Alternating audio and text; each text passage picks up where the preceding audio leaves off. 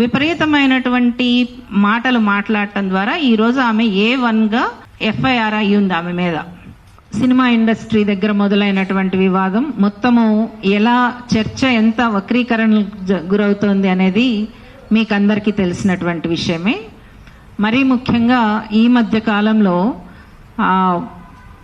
సంధ్యారెడ్డి అనేటటువంటి ఒక పొలిటీషియన్, ఆవిడ ఎంత అసభ్యకరమైనటువంటి రీతిలో ఒక యాక్టర్ మీద దాడి చేయటము, దాన్ని మీడియా కూడా చిలవల పలవలుగా దాన్ని వికృతంగా మార్చటము, ఒక వ్యక్తి అంగీకారం లేకుండా ఆమె ఫోటోలని ఆమె పర్సనల్ వాల్ మీద ఉన్నటువంటి వాటిని తీసుకొచ్చి వాటి మీద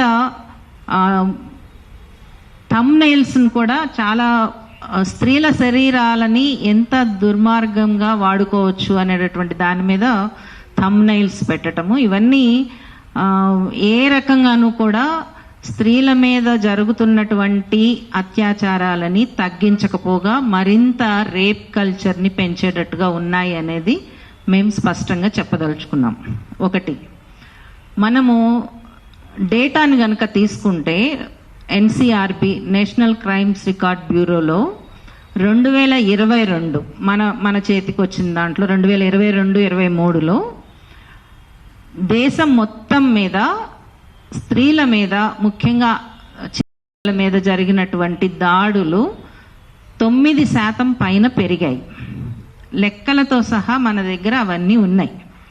ఇది ఒక వ్యక్తి ఇస్తున్నది కాదు, మొత్తం వ్యవస్థ ఇస్తున్నటువంటిది. అంటే సమాజంలో ఒక కల్చరు మాటల ద్వారా కావచ్చు, లేకపోతే చేతల ద్వారా కావచ్చు, అంటే చాలా దుర్మార్గమైనటువంటి ఇన్సిడెంట్ జరిగితే తప్పించి అదొక ఇది సహజమే అన్నంత స్థాయిలోకి వెళ్ళిపోవటం దుర్మార్గం. అంటే దీన్ని ఎట్లా అడ్డుకట్ట వేయటం అనేటటువంటిది సీరియస్గా ఆలోచించాల్సినటువంటి విషయము.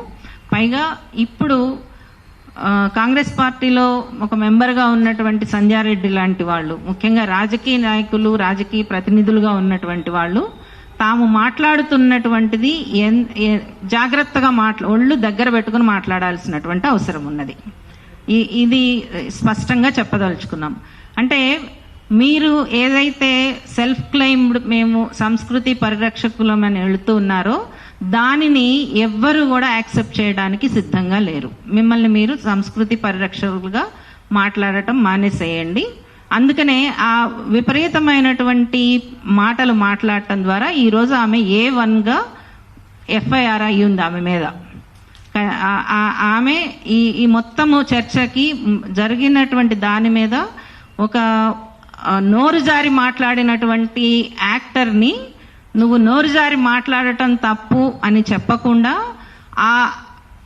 దాని మీద చర్య తీసుకున్నటువంటి ఒక వ్యవస్థాపరమైనటువంటి ఉమెన్స్ కమిషన్ చైర్పర్సన్ మీద కూడా ఆమె అంతే తీవ్ర స్థాయిలో అసభ్యంగా మాట్లాడుతోంది. ఇది ఎట్టి పరిస్థితుల్లోనూ ఏ రాజకీయ పార్టీ కూడా, ఏ రాజకీయ పార్టీలో ఉండేటటువంటి వ్యక్తులు కూడా ఇట్లాంటివి మాట్లాడటము సరైనటువంటిది కాదు అని చెప్పి మేము స్పష్టంగా ప్రకటిస్తున్నాం.